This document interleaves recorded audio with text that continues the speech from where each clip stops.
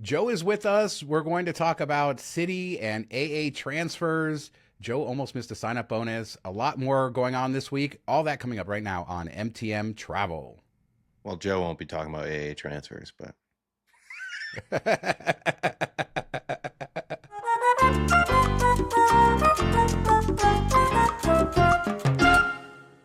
So I think I don't know if I told you guys, but I reopened an AA account, but I haven't been investing in it because I heard some reports that people who did that got shut down again later. So I'm like, I don't know. Like, do I wanna? I guess the way to do it would be because I have an AA account. If I have the Strata Elite, transfer it, book it, go like immediately.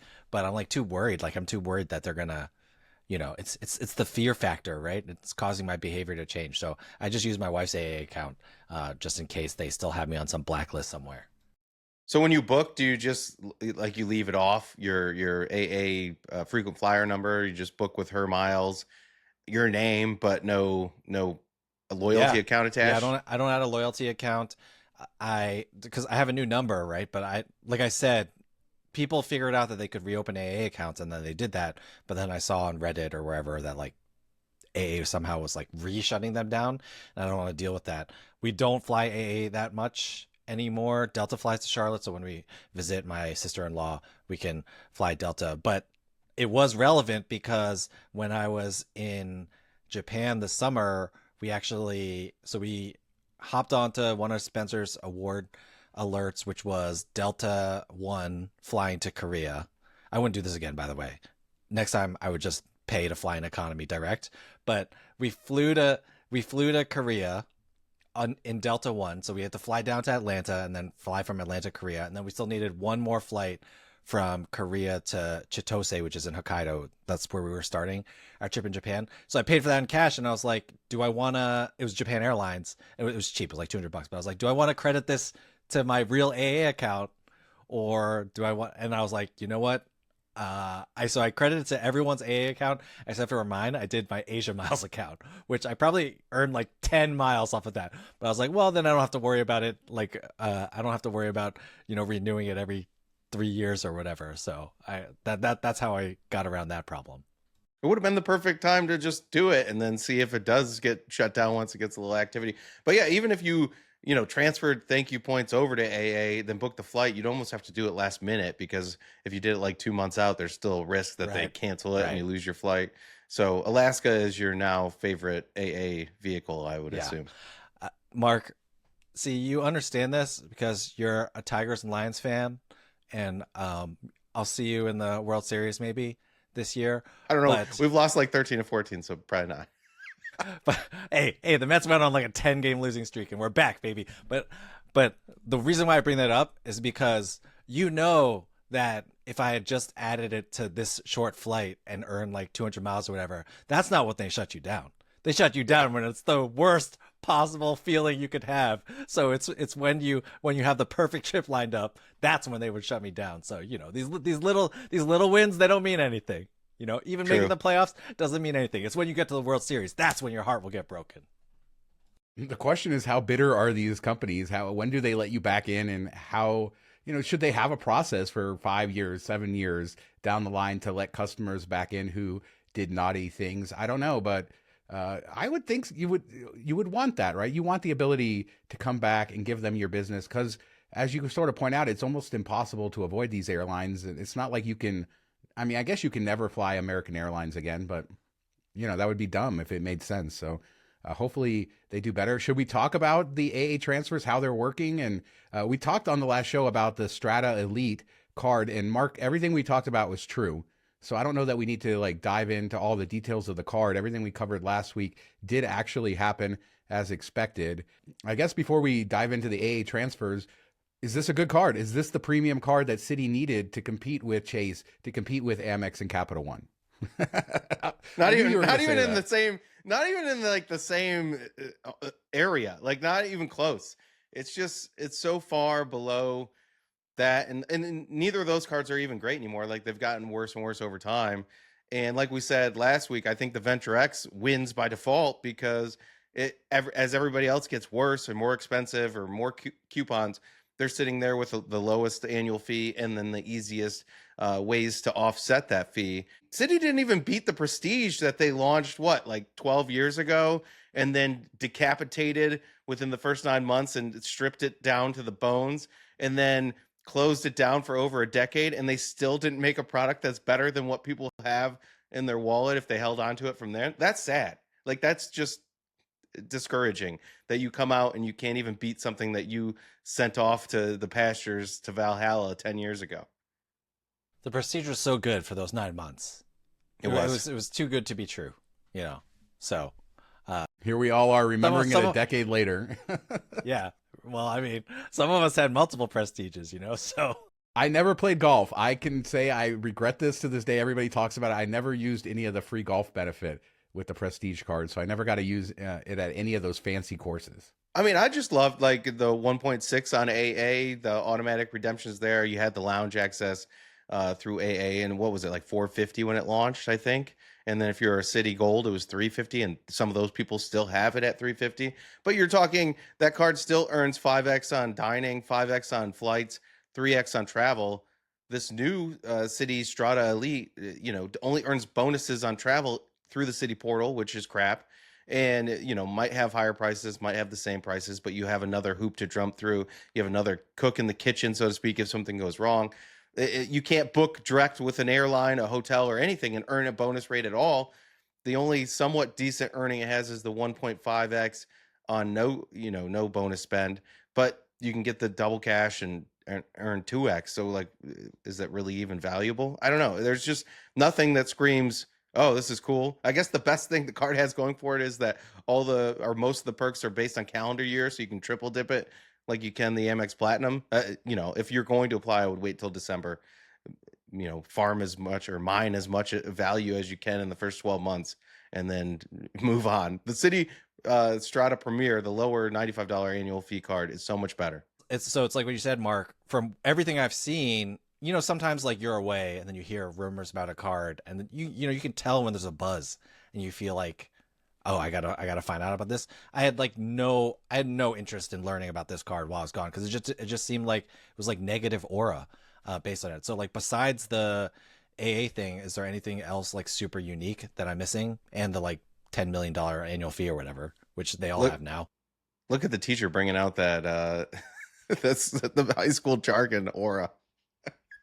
Well, let's start with the jargon, but go ahead. Let's start with the AA transfers. They are 1-to-1, but they are not exclusive to this card. The Prestige gets them, and the $95 card gets them as well. So basically, you're not. This was a mistake, I think, on their part by not making it only for this card, or maybe this card and the Prestige, that you can get it with the lower annual fee card. So for me, I think the best part of this card is the name, Strata Elite. I really like it. I like the whole Strata branding, but Elite, it makes you feel good. Citi's still doing their Citi Gold discount, like you mentioned, for the Prestige. I think it's $145 off, and you can get the whole first year annual fee waived if you're like a high-end Citi Gold person. And then the welcome offer, I believe, in branch is $100K, although if you do it online, it's $80K. So, and you might do better by going in branch. I agree with you, Mark. There's nothing too exciting here. I forgot all about the 1.6 cents AA on Prestige. I use that so much, like, oh my God, all the time. Those are the days. Yeah, I'm not running out to get this card. I'm not running out to get this card. So the cheapest card you can get that can transfer to AA is the $95 version. And can you transfer ThankYou points from other cards to that still? Is it 100,000 per year or something? But is it still transferable? It's like, so you don't need this Strata Elite card to transfer to AA then. Yeah, like for the way my ThankYou point accounts are set up, they're all set up under one banner. And so all of my ThankYou point cards earn into the same bucket. So I don't even think I have to transfer them. They just all go together. So I assume that's the case. I know in the past, some people got stuck with multiple ThankYou accounts and then, transferring them or transferring from a spouse over. There are some limits there. But yeah, overall, I think you should be able to earn, like Mark said, a double cash card and then get the benefits of this. And so it's not the best everyday card. It doesn't have the best categories. Some of the benefits like Fast Lane and the hotel benefit have some gotchas, or am I really going to use this? They're really touting the global entry as like a benefit when they say you're getting $1,500 in value. When they're including that in the $1,500, then you have a problem. Free for kids now. Free for kids now has changed the game, made it even more useless. I wonder like what percentage of people that are listening to this had even heard of Black Lane before this, card came out.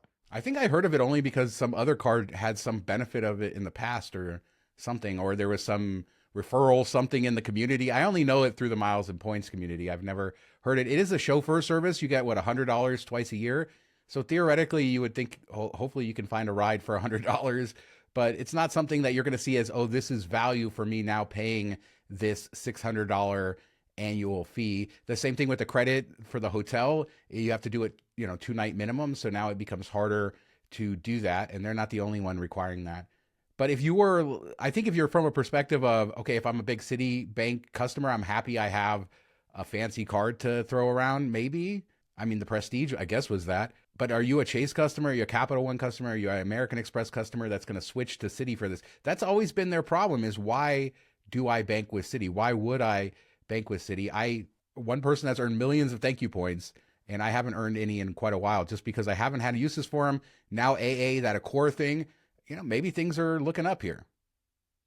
Yeah, I think, adding Citi is a big feather in their cap to have, and it does put them more up on that level of having good transfer partners. Like Chase is Hyatt. I know Bilt has it too, but Hyatt is their like go-to. American Express is maybe that they have so many is their kind of perk of their program. And then Citi now has AA, which a lot of people put kind of up there near Hyatt level. Now we'll have to see if there's big devaluations coming with all these extra miles out there. But then you also have to wonder, like, does this take away from Citi's American Airlines cards? Some people will still spend on them to chase status, but a lot of people grab those cards to get miles, for sign-up bonuses and stuff. Are they going to be willing to grab that as much now going forward? Now that you can do ThankYou points, you can earn those at a much better rate. I'm sure American probably doesn't care a ton because they get paid for the miles either way. But it'll be interesting to see like how those, do they cannibalize themselves a little bit? Mark, I don't know what you're talking about. I don't know anyone who signed up for a Citi AA card to get AA miles for the sign-up bonus. I mean, I heard your dog did, but I don't know. Yeah, it's not my dog. How dare you? By the way, you talked about Black Lane, which I don't know. I did not know what that is. I Googled it while you're talking. When you said Black Lane, I was like, isn't that cop show with Bill Bellamy back in the 2000s? No, that was Fast I looked Lane. it up. Yeah, you got it, Mark. You nailed it. Good job. That was a good show. Tiffany Amber Thiessen too, right? When Joe is not here, we do not Classic. get nearly as many sports references or pop culture references. So I will give you credit for that because unfortunately I don't remember any of this stuff. So it just goes over my head. Okay, Sean, just here's your pop quiz. Do you even know who Bill Bellamy is? Because we're all the same Yes. age. You should know. I do remember Bill Bellamy. I remember some big loose baggy clothing and some music videos and stuff like that. I don't know. Good. So Yes. I have a vague recollection, but I couldn't tell you what he was in or what he did. It's funny to see where some of the MTV VJs ended up, but that's neither here nor there. Let's move on. I don't know. So Citi, here we are. We're excited about this. AA transfers, I think, are a big deal. And as you make a point, you're signing up for this. Maybe you're signing up because you need the miles. It's like the case of Chase. A lot of people just use Hyatt for Chase. And so they're like, a Chase point is a Hyatt point. I could see kind of similar things happening here. It's funny. I was thinking to myself, I never really transfer over things, speculatively. And over the last year, I did the Hawaiian to Alaska transfer, hundreds of thousands. Then I did Accor a few weeks ago. And now I'm going to do American with a lot of my other ThankYou points because I've just had ThankYou points sitting there that I hadn't really used. And so I guess I'm changing all of this and I'm going to be set with One World for quite a long time, I think. Yeah, I mean, I would leave them in ThankYou points just in case. What if Accor comes back at 1-to-1? You never know. And it's not like this is a limited time thing or we have to worry about it going away. I guess maybe they could realize their mistake in quotation marks that they offered it to the Citi Strata Premier at $95. I doubt that they would take that back away, but that would be the one fear. The transfer partners, I think is here to stay. But Citi, we talked about Accor, especially when they have the bonus. When they don't have the bonus, not really worth it. But when they have a bonus up to 50%, or if the 100% error that they had, that's interesting. AA is interesting, and I still think Choice is a really good program, especially in Europe. And you get the 2-to-1 with Citi. So they have three pretty intriguing things that I need to lean more into Citi, I think, going forward. Just not with this card. Yeah, their list of transfer partners is pretty good. And a good point. I don't need to go transfer for a boatload of American Airlines miles. I had drawn my account down, talking about having multiple cards. Joe, I had many Citi executive cards back in the day that gave me a nice fat balance that I've been drawing on for years and years and years. And sort of it's gotten to the point where I need more AA miles and I might transfer. But yeah, this is just a regular benefit. It's a published benefit. So it's not something that we would expect to go away without any notice. I'm kind of surprised that they didn't hint at this, try to build up more hype for this, because I think maybe, I wonder in the general public, do you think this is a big deal? In the miles and points community, this has been one of those top bucket list items going back for as long as I've been covering it, AA and Citi transfers, or just anybody transferring to AA. So I'm surprised Citi hasn't made a bigger deal of this. I don't think it's big in the public because we see, most people don't know how to use transfer partners and they redeem them for statement credits or through the portal and they think that's a great deal. So I think, funny enough, I think Citi would have been better off doing like a 1.4 cents per point with this card or 1.5 cents per point on American, similar to what they had with this Prestige. I think that would have been a better selling feature to the main public because they would have understood that and they would have been like, oh, this is cool. Instead of 1 penny or 1 cent per point, I'm getting 1.5 or 1.6 or 1.4, whatever it be. I think that would have been a better sell to the main public. But for us, we definitely want it in miles, 1-to-1. I even think that if they had done this 2 to 3 years ago, there would have been more buzz about it. But, yes, it's great that we can finally transfer to AA, but it's like people were clamoring for this for 10 years, right? Ever since the Prestige came out, people have been clamoring for this and it never happened. And, as time goes on, award programs have devalued and devalued. It's just less exciting now than it would have been a long time ago. So, maybe that's why they can finally do it, because it's not going to cost them as much money, but it makes it less exciting, less buzzworthy, at least for me. And their timing is dumb because they're doing it in between Chase's insane Sapphire Reserve relaunch, where just the marketing money that Chase spent on that, billboards everywhere, articles everywhere. And then American Express, we know, is doing the same thing later this year. So they're going to get sandwiched in between those two. And those two have a lot of, I don't know, a lot of people know them. And for some reason, people in big city, they love Chase Sapphire, they love Amex Platinum. And so this is just going to get lost in the mix. So they picked the wrong year to do this too, Joe, to your point, because this is the year where premium credit cards are everywhere and the big names are really making a marketing push to sign up more people. I think they had an opportunity here to come out with something that was enticing, simple to use, and then also have the AA stuff, and they could have done a good push with it. Unfortunately, I think they went the route of, throwing together some stuff that they could get cheaply or, where it made sense for them. All these portal bookings, giving bonuses there is because they make a big commission off of those bookings because they're running like the travel agency themselves. So that's not even that exciting. I don't know why a credit card company can't figure out, okay, this is our flat cost per point across, everybody spend, and then go just below that a little bit, make it like a 2.5 times on everything type of card. I think they could do it financially. It would be sound. A lot of people probably don't even redeem them at the best rates and just roll with it and make it easy to use, straightforward. Nobody really seems to lean into it. I don't know. Yeah, bottom line is their timing is bad because their product is bad. Like if they had offered a really exciting alternative product, it would have been the perfect time to do this, right? Because everyone's annoyed at Chase. Like you got, I feel like Chase has done the best job of breaking through to the mainstream with the Reserve. Like I feel like in terms of premium card, like that's the most mainstream people end up with that card. Like the most random people who are not into miles and points talk to me about the Chase Sapphire Reserve. I will say that. But everyone's annoyed at them for their changes. Everyone's about to be annoyed at Amex for their changes. This would have been the perfect time for Citi to even take a little bit of a loss, or it's not even a little bit of a loss, make a little bit less money, but offer like an amazing card. Then people could have jumped ship. Like this is the perfect time. But if you offer something that's this vanilla and boring, then, I'm going to decide whether I keep me random person. I'm going to decide whether to keep my Reserve, whether to keep my Platinum. I'm not going to jump ship to another, even worse premium card that I'm paying $700 a year or whatever the annual fee is for. Yeah, and I think they made a mistake by, I know what they're going for, the 1,500 in value. We're going to give you 18 things that you think are that. but they, like I said, they had to include the global entry and the priority pass just to make that $1,500 value. Chase did the same thing with Sapphire Reserve, including priority pass. So I want to be fair there. But they have the $300 annual hotel benefit, the $200 splurge, which, you know, American Airlines is in there. So I guess What? it's good. I would have Can we rather talk- they just had a $300 credit is my point. Just one single Yeah. $300 credit. They don't have a travel credit to speak of. Yes, they have the hotel credit, which the reserve has the hotel credit too, an even better one.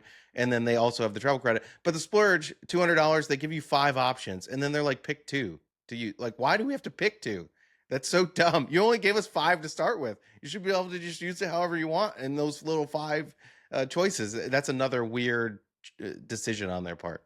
The only saving grace is Best Buy is on there, so you could buy Best Buy gift cards, and there's a easy route to cash if you wanted to do that for the people who are thinking like that, or for the normie. I think a lot of people go to Best Buy anyway, so that makes sense. And American Airlines, the rest of them, I don't even know. Yeah, I think they could have simplified this, given less overall value. Let's say if we're adding up the 300, the 200, and the 200 for Dash Lane or whatever. What is it, Dash Lane? I said Black Lane. Black Lane. You guys messed me up with your. Fast Lane is You guys messed me up with. Black Lane is the cars, and you went Dash Lane. I guess we're door dashing. Fast Dash. Fast Dash. This is like, But if you like combine all that it's to like calling it Bookface. If you combined all those 700 down to 400 in like actual travel credit, I'd take this all day, or even 350 with the 595 annual. There was ways to do this where I didn't need they could have gone opposite coupon book, and they absolutely didn't do that. I think that's what Venture has going for it, is that they kind of went opposite coupon book. Yeah, I don't love that it's a travel portal credit, but it's easy to use. It's not specific to hotels. You can do it on anything you book through. It comes off immediately at booking, which I think this is going to work that way for hotels. There's no 2-night minimum requirement. Like, and then they give you 10,000 points after a year. There you go. Like, I don't even really like the Venture X card. I don't think it's all that exciting. But why wouldn't you mirror that and then offer, you know, a better earning setup than 2x on everything? I think you could have really, you know, you could even have charged, you know, an extra $100 or $150 more than what the Venture X does, and it would have been exciting to people, especially with AA as a transfer partner. Because when you look at the transfer partners, ThankYou points knocks it out of the park compared to Venture too. So you already have that going for you. You just need to make a simplistic product that could go to the mainstream, you know, not a ton of hoops. And you could even built in a gap. You don't have to say $1,500 in value for $600. You could have been like, hey, we're going to give you $400 back if you use it. And people would have been fine with that. Yeah, it's an interesting world we live in today with premium credit cards and how they're marketing them. I think Citi's probably pissed off because they came up with this annual fee in their, you know, there's a lot of planning that goes into launching something like this. And then just as they came up with this annual fee, their competitors raised the fee. So they didn't even get the maximum fee they could have gotten compared to the others. It's sort of a mess, but Citi's always been sort of a mess. As big as, I mean, they're a giant bank internationally, even in the US. They are a bank on the level of Chase, bigger than American Express, yet they are always like a second sort of tier thing here. And I don't know how you overcome that, but I do love them. I love them for what they are. Just as a random aside before we switch topics, how does I just can't believe Best Buy is still in business. Every time I drive by Best Buy, I'm like, how are they still in business? And I went into a Best Buy the other day, and I'm like, there's no one in here. Like, how? If it shifted to fully online, I think I would get it. But anyway, I just wonder about that. Just like, think about Best Buy, how many rows and rows and rows of DVDs they used to have. And that was like a big selling feature for going in there. And now they still have a little bit of DVDs. Like, I think Target got rid of DVDs altogether for the most part, except for like one end cap. But you go in there and there's just like these few stacks over here, and you're like, okay, I think they do well in appliances. I think they sell a lot of those, and then TVs. So appliances and TVs kind of keep them open, but they definitely don't need that kind of floor space. The other day I needed a new USB-C cable, like a good quality one for a monitor and stuff like that. So I'm like, all right, my cable died. So I go to bestbuy.com, and for a cable, it's $30, or to go into the store to get it. Amazon, $10 for the same. Now, this is not a cheap cable. It's a good, and it was delivered, you know, the next morning when I woke up. So there you go. That's the problem with Best Buy. They're still competing in some weird ways. All right. So, Joe, you said you maybe missed the sign-up bonus, or you almost missed the sign-up bonus. What happened? Yeah, so I think one of the 4 times I was on, this year, I talked about getting the Air Canada card, and I had met the spend, but then I think I did a return like within a day, and I forgot about it. And I meant to write myself a note, but like a genius, I did not write myself a note. And so at some point, I was like, "Oh shoot, did I finish the Air Canada thing?" And I went to go look it up, and I did my calculations. It was like I was like on day 89 or something, and I was $12 short. And so I called them and I secured message chat them and stuff like that. And they're like, actually, you're not on day 89, you're on day 93 because so annoying.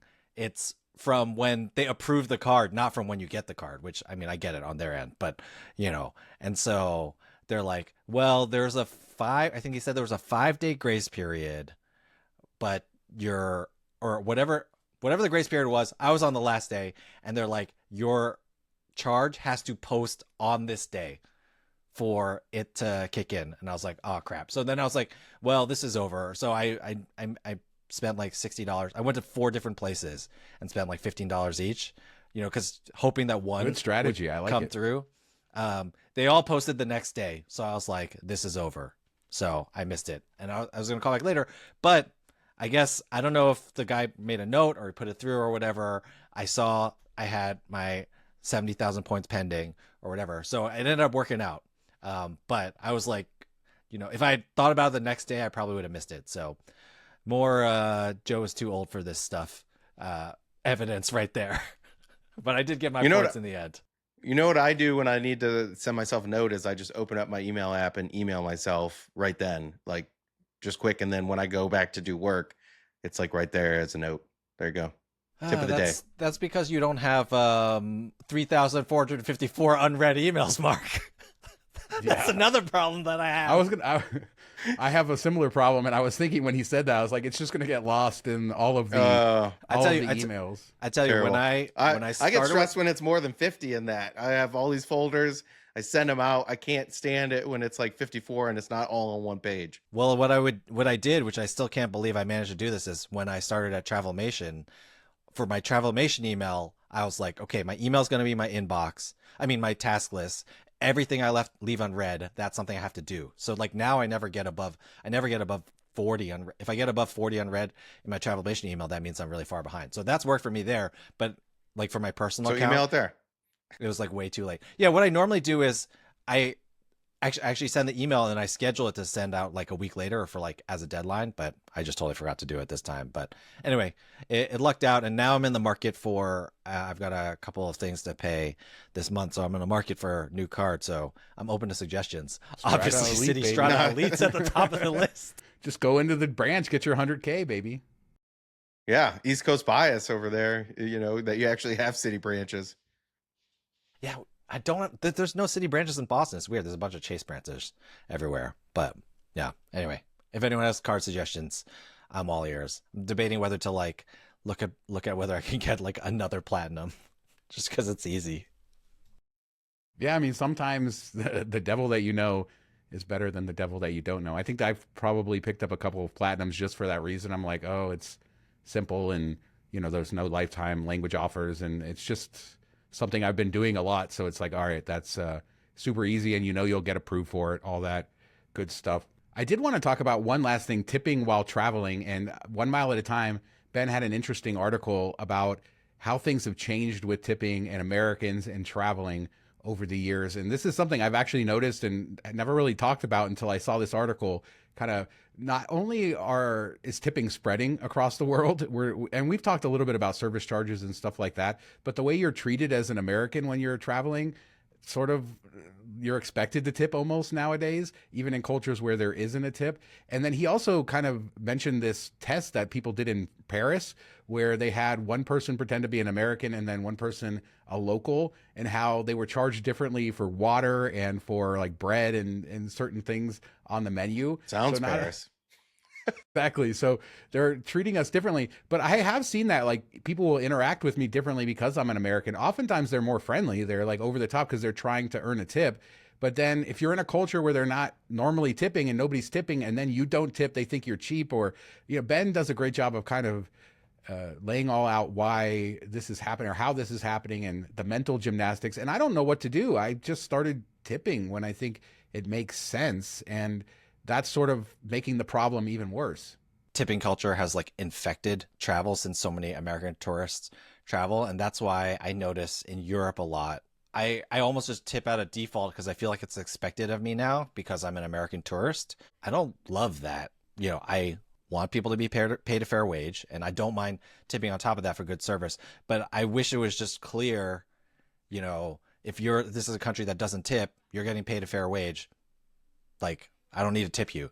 That's fine. I will say that's why Japan is freaking amazing. Like, they get offended if you tip them, so you don't have to worry about it at all. You don't have to tip anyone. In fact, I only tipped once the entire trip. We did a van tour guide to areas around Mount Fuji because it was us and another family, so the 9 of us doing one van.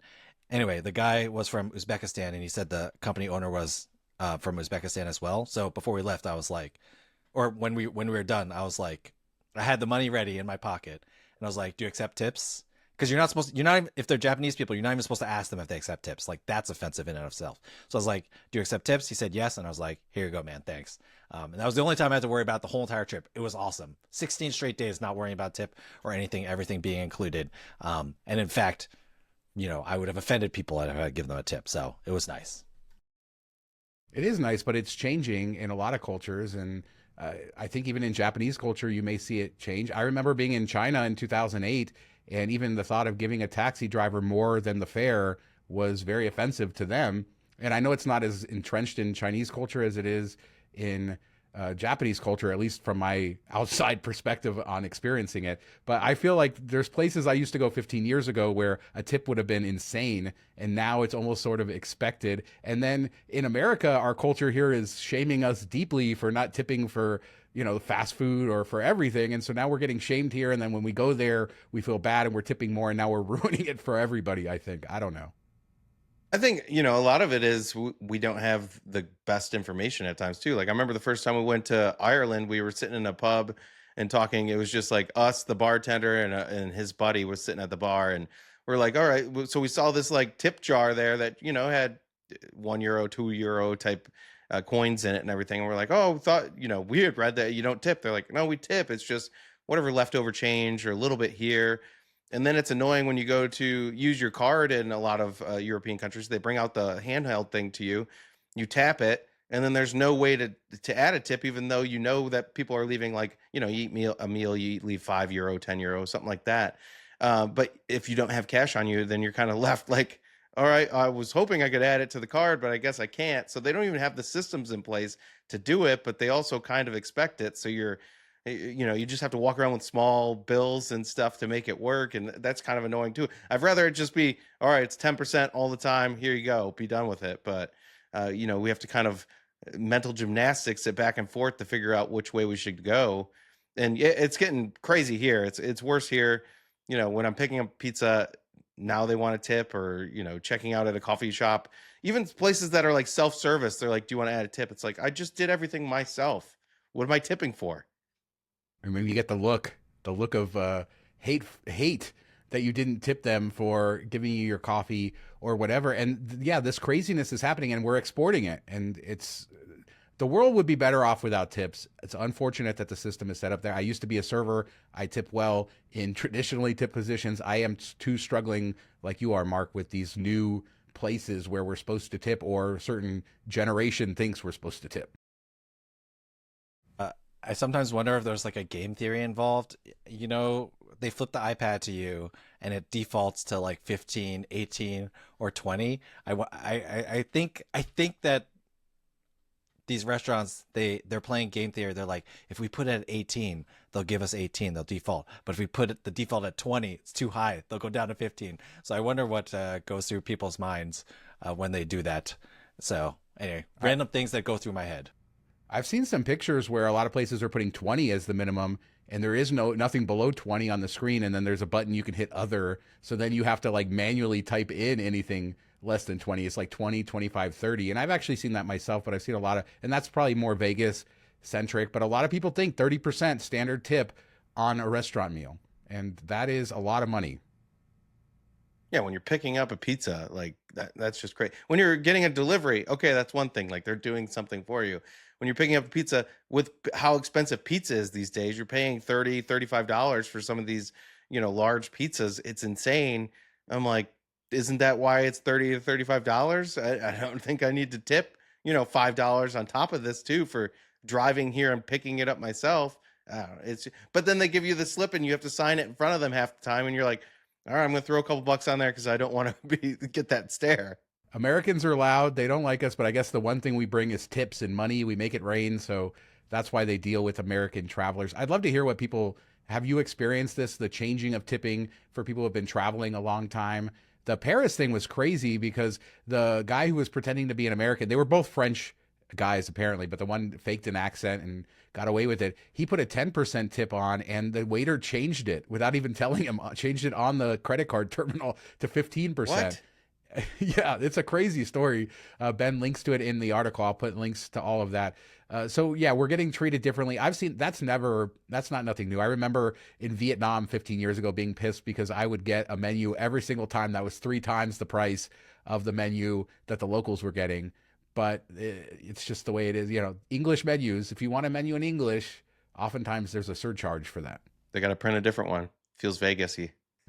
So yeah, let us know what you guys think about anything. The Citi, is this card the Premier card? Is this the card that I said Premier and it kind of sounded like I was talking about the Premier. Is this the echelon, the strata of all cards?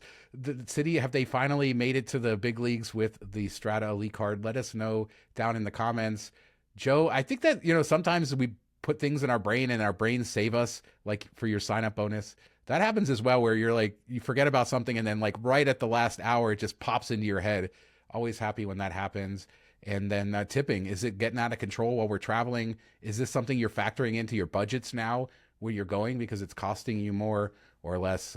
Leave a comment. We do a show every Monday. Thanks to Joe for joining us this week. Joe, where can people find you when they're not listening to this fine podcast? You can find me at As the Joe Flies over social media. I know we didn't talk about it on this podcast, but if you're interested in seeing what we did in Japan this summer, that's up as a highlight. Had a lot of fun. Was there for like 16 days, so it's like the longest trip we've taken in a long time. If you're looking to plan a trip, Disney vacation, cruise, stuff like that, Joseph Cheung at travelmation.net. Mark, where are you at? We don't do this when you're not here, so I'm like, I knew you were going to say that every time. I do it as a throwback. Once every 2 months I'm here. Once every 2 months I'm here, I throw it to you, and you're like, we don't do this when you're not here. And everyone knew it was coming except for you. So you're going to have to do it because I'm here. We can, you can find me on Twitter at Detroit Mark. You can read any of my articles on travelonpoints.com or join our Facebook group. Just search Travel on Points on Facebook, and you can get your questions answered over there. How about you, Sean? You can find me at MTM Diamond with the Sean and Joe Show. We're going to talk all about his Japan adventures in the Diamond Lounge. YouTube for all of our Vegas content, MTM Travel, milestomemories.com for everything else. Thanks so much for watching and listening. Nice to have the three of us back together. Talk to you guys next time. See ya. That's what I loved about Thailand. You give them like $1 in tips and they get very excited. Yeah. What's on your shirt?